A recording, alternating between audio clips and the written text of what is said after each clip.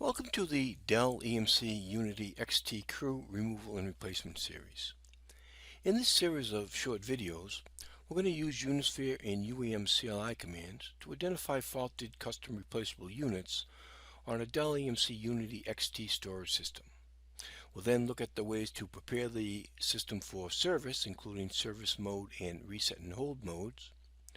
We'll demonstrate the removal and replacement of the faulted crew, and finally verify the replacement crew is working correctly.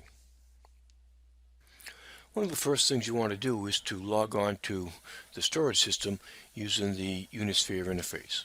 This requires that you have initialized the system and provided an IP address in your browser, and once you do that, you're going to be brought to the page that you see here. You're going to have a username along with a password. That combination was also set up during the initialization process.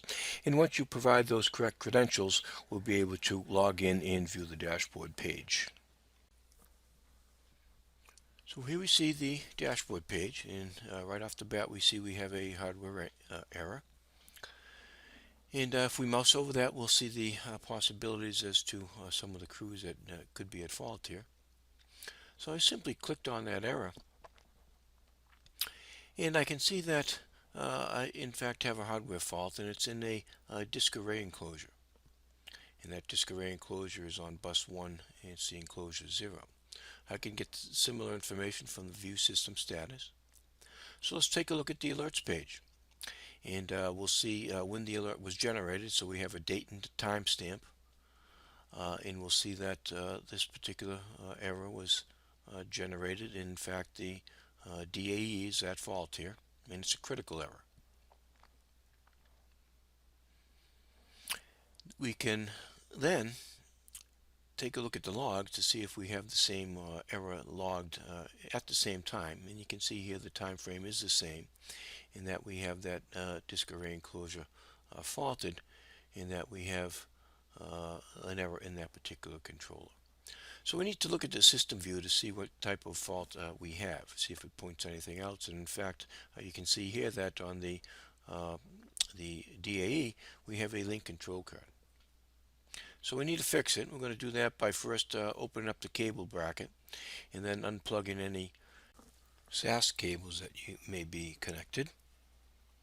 Now the LCC is up. You're going to turn that counterclockwise, pull out that torque limiting screw, and pull that straight out. And then you simply go ahead and push the other one in, turn the torque limiting screw clockwise until it locks down in place, and you'll hear it sort of ratchet through when it's complete. And then cable in your SAS cables. So remember, the system is still up and running here. And then go ahead and route all your cables back, put your cables bracket back in place. And then let's verify from the system view that the part was fixed. So we go to the enclosures view, we can go to the DAE, and the DAE at this point looks healthy, and it looks like it's in a healthy state. That's the normal condition. There's no other faults being shown. So in this example, we replaced a link control card in an 80 drive DAE.